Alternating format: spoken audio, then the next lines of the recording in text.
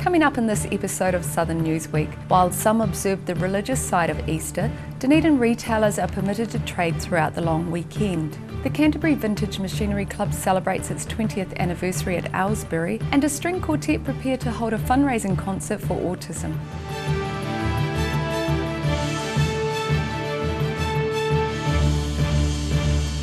Hi, I'm Melissa Barton and welcome to Southern Newsweek. A procession was held last weekend from Dunedin's Southland College to commemorate Palm Sunday and the school's 125th anniversary. This Easter will also mark the first time retailers in Dunedin have been permitted to trade throughout Easter weekend.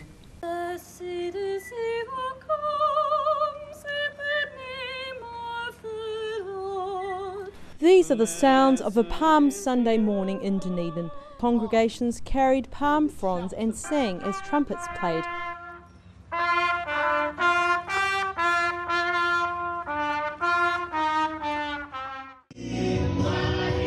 Others sang and danced for joy, while children at Knox Church learned about the Easter story. Some were even open for business, preparing for one of the biggest retail weekends Dunedin has ever seen. It's Palm Sunday and churches around Dunedin are busy preparing for Easter. While established churches are offering more traditional celebrations, others are bringing new life and vitality to the season. Churchgoers departed from outside Southland College and made their way to High Mass at All Saints Church. Across town, Reverend Kerry Enright and the children of Knox Church shared the stage to talk about what Easter meant to them. Enright addressed the Dunedin City Council in November last year on the Easter Sunday trading policy. There needs to be a time to rest, and Easter Sunday is one of the few days left in the year of an agreed day across the country that this is a day of resting. To be human, we're not just economic units, we're not just people who work all the time or shop all the time. Jade Regassa has decided to open her cafe, The Albion, from 10 a.m. to 3 p.m. Good Friday, Easter Saturday, Sunday and Monday, hours when her cafe would normally have been closed because of the Sheepshearing concert this weekend. It was quite a tricky decision to make because I go to church and I believe in what Easter stands for, but then at the same time bringing 120,000 people to Dunedin for Easter for an Sheepshearing concert and having Dunedin closed isn't a good look. There hasn't really been a whole lot of information for the business owners as to who can open, who can't. There's like retail outlets along the main street that are going to open on Good Friday, even though they don't fit the brief. But there's no denying the message behind Easter at congregations like Forward in Faith in 2018. We also minister to the whole community just to preach the good news of the gospel of Jesus Christ. Whether you're at the Sheepshearing concert this weekend, working or at church, you'll find the spirit of the season very much alive in the city. Roselle LeBone, The South Today. Hundreds gathered at Riverton's Aparima College last weekend for a taste of Southland's best produce. The 10th annual Riverton Harvest Festival celebrated another fruitful harvest for the region. Sharon Rees reports. It was a celebration of all things fresh and locally grown in Southland over the weekend at the Riverton Harvest Festival. For the 10th year, Southlanders gathered to display, sell and swap their fresh produce and to celebrate a bountiful year. The Harvest Festival is a celebration of Southlanders and Southland's harvest. So all year Southlanders are growing vegetables and preserving, and this is just a place for everyone to come and show what they've done and show what they've been spending the year doing. A hot and dry Southland summer proved perfect conditions for fruit growers this year, with apples and pears dominating the festival. This year's been a really good year for pears and for apples. We've got heaps of pears and apples, lots of tomatoes. We don't have very many potatoes. It's been, I don't know why, I guess it's just the weather. Last year was heaps of potatoes. This year, definitely a fruit year. I guess because of all the sun, all the nice hot days. Southland children made the most of being allowed to play with their food for a change, making fruit and vegetable sculptures for display. Guyton said the event was growing every year as it became more family oriented. There are heaps of people here this year. Heaps and heaps, lots of kids. I think last year was the first year we had all the kids' toys, so everyone heard about it and came back this year. It's been beautiful weather, so we've had heaps of people through. Lots of people have come back from years before, and lots of people come back helping, being volunteers and having stalls and showing off their produce. She said she wasn't expecting the amount of people who attended the annual Harvest Feast and that the festival in general was one of the biggest yet. Sharon Rees, The South Today. The New Zealand Vintage Machinery Club celebrated its 20th anniversary with a 3-day rally at Aylesbury near Christchurch last weekend. Rain on Friday put a dampener on proceedings and made the ground soft under feet, but the sun came out on Saturday, much to the relief of organisers. The annual New Zealand Vintage Machinery Club's 20th anniversary was celebrated in Canterbury recently. There were many tractors, trucks and farm machinery of all sorts dating back to the steam era. Event organiser Ray Horn says there was something for everyone who had a penchant for old farm machinery. We are having a major rally today after 2 inches of rain. We are getting ourselves organised now. The sun is peeking out. We've got one ring that has got the steam engine and all the equipment running, and they've just come out because the weather's just got suitable for them on the ground. Horn says they're catering for rural women this year with a new initiative.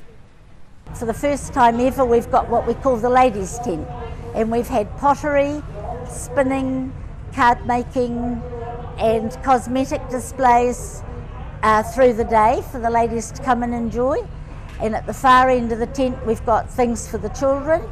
She says they've organised the ladies' area to keep women from having to see machinery all day.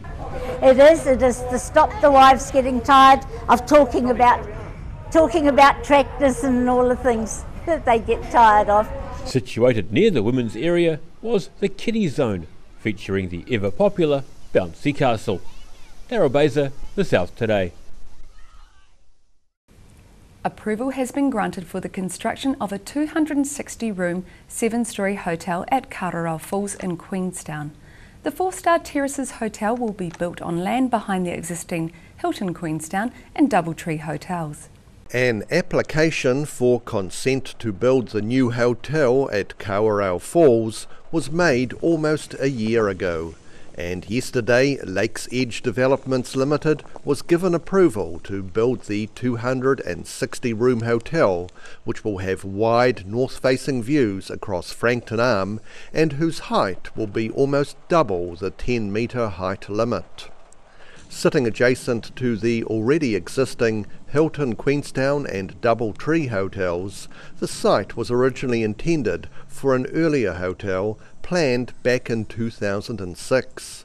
That much grander 5-star hotel was never built after the Kawerau Falls station ran into financial trouble and abandoned the project.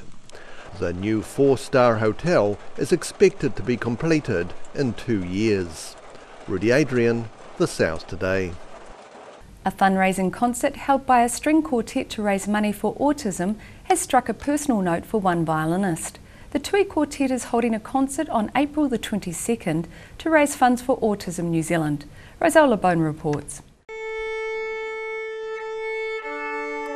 Tuning up for autism. This quartet is practicing a mix of old and new, with a few surprises thrown in for the upcoming fundraiser concert.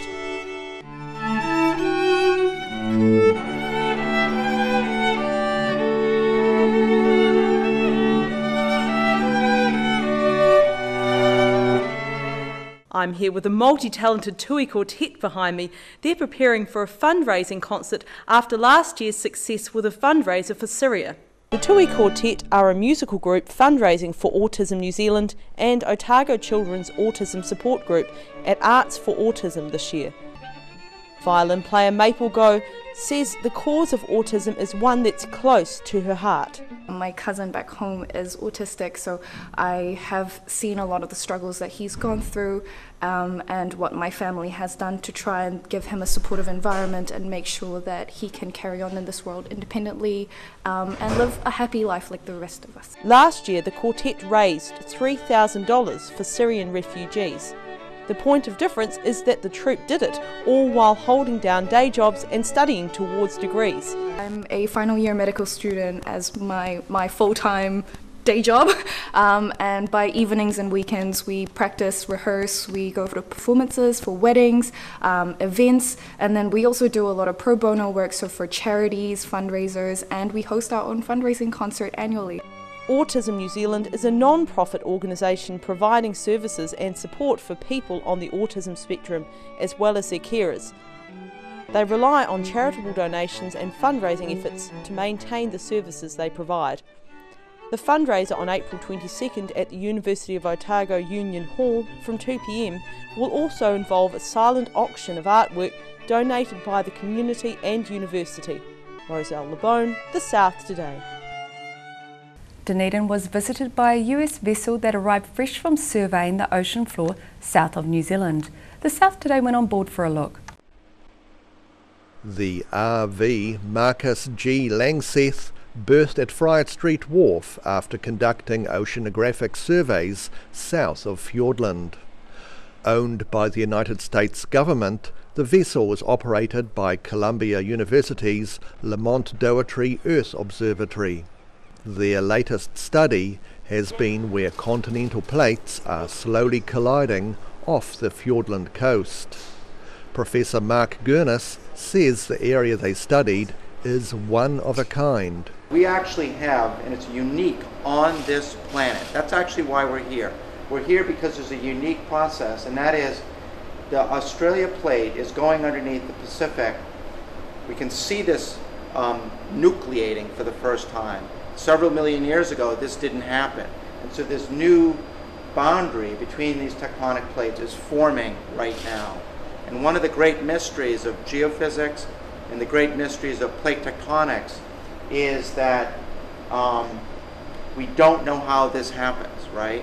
And it's of great significance because scientists want to understand how plate tectonics works, right? Because that's the ultimate thing which controls geology. It controls seismic hazards. It determines the existence of resources. While the survey was a success, the wild Southern Ocean did pose some challenges. We mapped out the subsurface, we mapped out what the seafloor looked like, and it was a tough expedition because the seas in the Southern Ocean can be really quite rough. And the kind of instrumentation that we deploy, we're going to describe them, you know, they're very difficult to work in rough waters. The research vessel leaves for Honolulu tomorrow, but the survey data that was obtained will be studied for many years to come.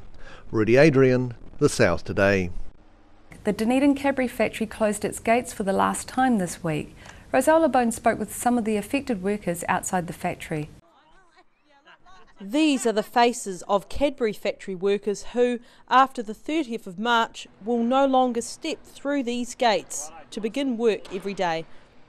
I'm Campbell McPhee, the chocolate making frontline leader. Cora. I'm Cora McClay, frontline leader of raw materials.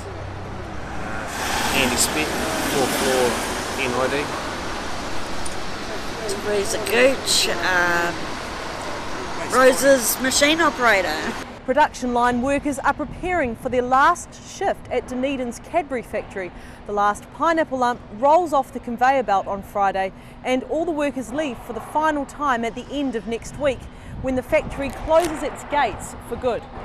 There were smiles and shared memories outside the factory today. Teresa Gooch says the time that's passed means she is resigned to what is about to happen.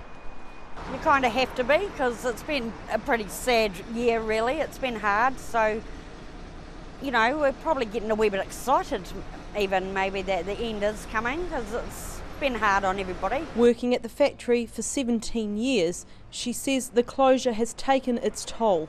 What I miss most about working here is the huge family atmosphere and all the people that you've had the pleasure of meeting, and yeah, it's really sad that that's probably a really big thing for me to lose, and hopefully everybody stays in touch.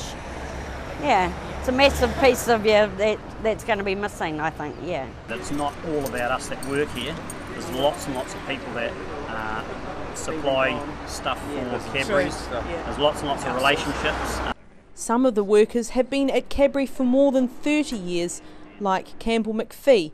He trained Andy Spick, who's been in charge of creating the perfect pineapple lump for 28 years. My department makes the chocolate and Andrew actually makes the pineapple lumps. The feelings are very mixed, happy, sad, just feeling a bit lost. Yeah. The group says they could have easily continued at the factory for another 15 years. Sad day, but it's a fact. It's over, team. Yeah, We're moving on. Moving on. When the Dunedin icon finally closes, generations of workers will be left out in the cold looking for jobs. These workers say they are taking some time off to travel to Vanuatu and Fiji before beginning the next chapter of their lives. Roselle LeBone, The South Today. Passengers in Queenstown will be spoiled for choice when it comes to taking a cab after May this year. That's when rideshare giant Uber moves into the resort, where it will compete with other passenger transport companies. Existing Queenstown rideshare company Take Me says it's not fazed by the new competition. Queenstown-based rideshare company Take Me director Louise Kreisch is welcoming Uber into town with open arms. Will help with the demonopolisation, and it will help to show to the local community, look, this is bad, this is Take Me. Uber announced this week it intends to roll out its services in Queenstown in May. However, Kreisch says it will mean health competition for the town and won't affect his business much. Absolutely, yes. Show me what you have. The South Today contacted Queenstown Taxi and Green Cabs for comments, but neither were available to speak on camera. Queenstown Taxi Managing Director Grant Scannell, who's also a board member of the New Zealand Taxi Federation, this week told the Otago Daily Times Uber would increase congestion on Queenstown roads, which goes against what the Queenstown Lakes District Council is trying to achieve with its plans for passenger transport. He couldn't say what impact Uber's expansion would have on his company. Uber's spokeswoman, Nikki Preston, in a statement told The South Today, Uber is looking forward to launching in Queenstown, adding that congestion won't get worse. Uber is not adding cars to the road. We are working to use the cars that are already on the road more efficiently. Preston says users will know how much a ride will cost before requesting one, with an upfront fares policy. The Queenstown Lakes District Council Communications and Engagement Manager Niall Crosby-Rowe refused to comment on whether the council thinks Uber's plans for the districts are a good thing. However, in a statement he told The South Today, Uber has written to the council about its intent to launch and has extended the opportunity to discuss further. The council is looking to take up this opportunity and learn more about the Uber proposal. Preston says Uber expects dozens of potential drivers to attend the Queenstown information session on April 12th. Mina Amso, The South Today. A new art centre proposed for the heart of Invercargill will steer away from traditional art galleries to provide a social hub for the community. The art centre proposal has been released for public consultation in the Invercargill City Council's long-term plan. Sharon Rees reports. Invercargill's Wagner Place could be set for a major transformation over the next few years. An arts centre proposed by the Invercargill City Council could mean the area, including Esk Street West behind Wagner Place, will go from this to something along the lines of this concept plan. Council Works and Services Director Cameron McIntosh says the arts centre would cater to everyone and help to rejuvenate the city centre. Interactive kind of activities, but we'll also have traditional art gallery offerings further back through the building. We also expect that the front will be very interactive, and it could even be that people can create things that will be projected onto the front of the building. We think it's going to make a huge difference to the inner city and part of Invercargill. McIntosh said the proposed arts centre would give arts groups a space to exhibit their collections and encourage more people to get involved in the arts in Southland. Many of those smaller groups are struggling for somewhere to actually display their art and to curate their collections and make the most of it. But we also see the transition from traditional art to the more interactive as being part of that sort of regeneration and participation. The proposal includes undertaking 3 separate projects over 10 years, which McIntosh says will help to boost arts and culture throughout the region. We can also assist with regional storage for the museum collections, and we can assist with ultimately the redevelopment of the museum. So this is part of our strategy for arts and culture as well. The total cost of the Arts Centre will be around $16 million, which will be made up of council contribution, external funding and loans. If the project gets the green light, it could be open to the public as early as 2022. Sharon Rees, The South Today. Timaru reverberated to the rumble of classic cars prowling the streets recently. The cars were parading the town as part of the Caroline Bay Rock and Hop fundraiser. The South Today joined the crowds of spectators. All manner of colourful classic cars traversed Timaru's streets for the annual Rock and Hop Festival held at Caroline Bay over the weekend. The event started off with the Friday night cruise, where spectators were able to view the procession of automotive chrome and muscle. Despite a few spots of rain over the weekend, more than 8,000 people passed through the gates to the fun fair at Caroline Bay. Events included the popular fashion competition of wearable car parts. Many volunteers put long hours into the festival, which attracted people from the nearby towns of Oamaru and Ashburton, as well as across New Zealand and even Australia. The 3-day event was a huge success, with donations at the gate bringing in $13,000, more than double on last year's take, with funds raised going to the South Canterbury Hospice. Rudy Adrian, The South Today.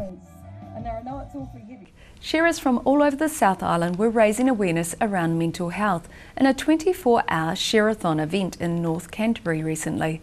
The event was held at White Rock, north of Rangiora. Canterbury sharer Mark Herlihy lost his brother to suicide 2 years ago. His brother was only 20 years of age. Herlihy decided to get his friends and family together to raise awareness through what they do best, sheep shearing. We've got shearers come from everywhere, from the Hawke's Bay, Invercargill. Machine and blade shearers travelled from as far afield as Riverton in the south and Hawke's Bay and Taranaki in the north. There are 4 wool sheds full of 3,500 sheep being kept dry before they are shorn. And we've got 4,500 to share, so if the rain would go away, it'd make life heaps easier.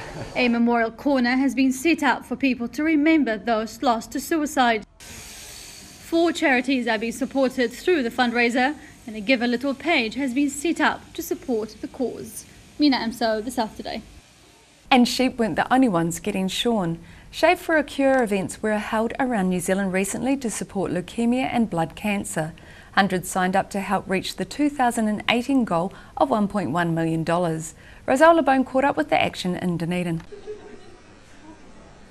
Shave for a Cure events were held at the University of Otago and at the Farmers Store in Dunedin today. The brave people behind me have elected to shave their heads for Shave for a Cure. It's a way of showing solidarity with those who have not had a choice about whether to lose their hair through life-saving treatments. The past 13 years, thousands of Kiwis have shaved to raise funds for leukemia and blood cancer and Shave for a Cure. For some, it was their second or third time shaving their heads for charity.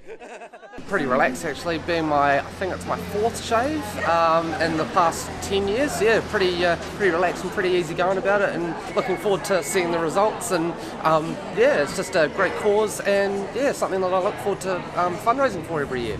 Shana Hartley lost her green locks and says she still misses her grandfather, who died of bowel cancer when she was 15. He loved his hair, so it was a lot of pride when he lost it. But he probably was like, no, don't do it, like, this is your hair, like, don't do it.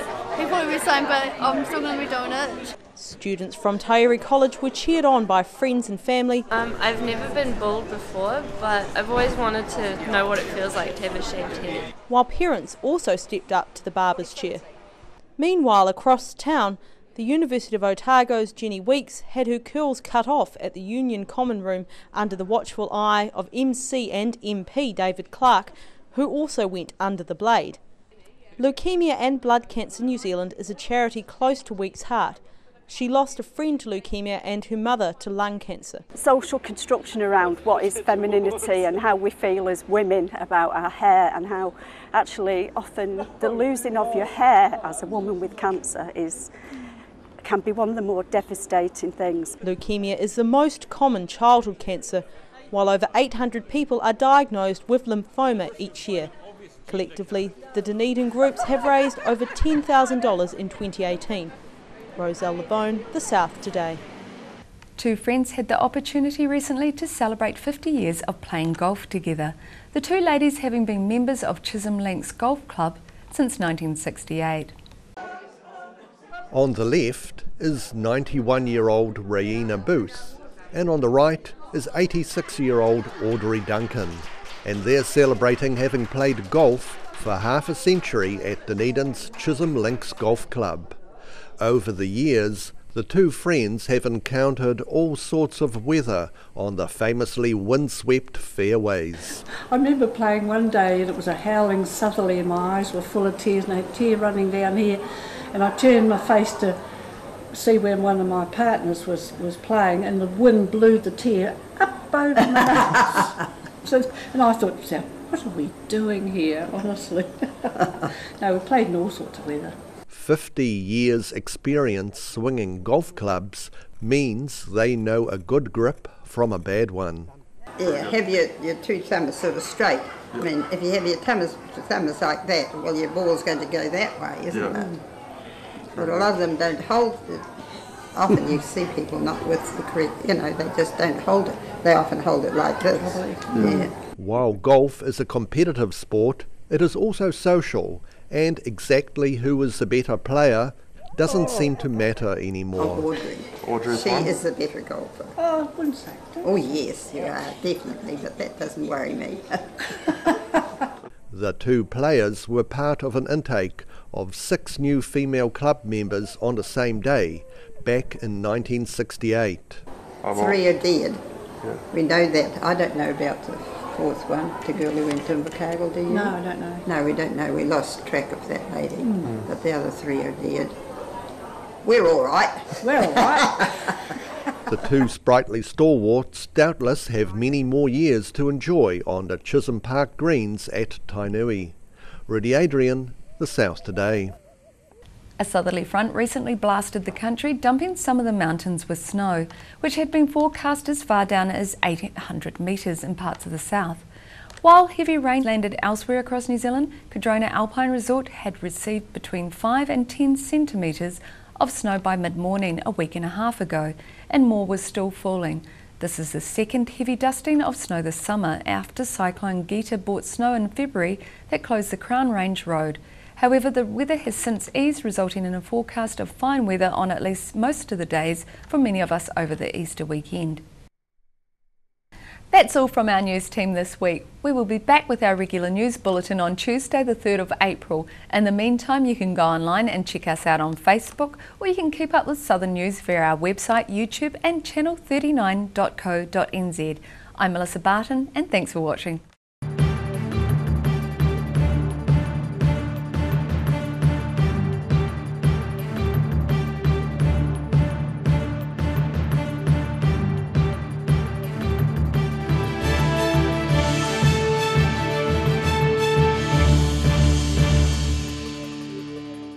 Supporting local content so you can see more of New Zealand on air.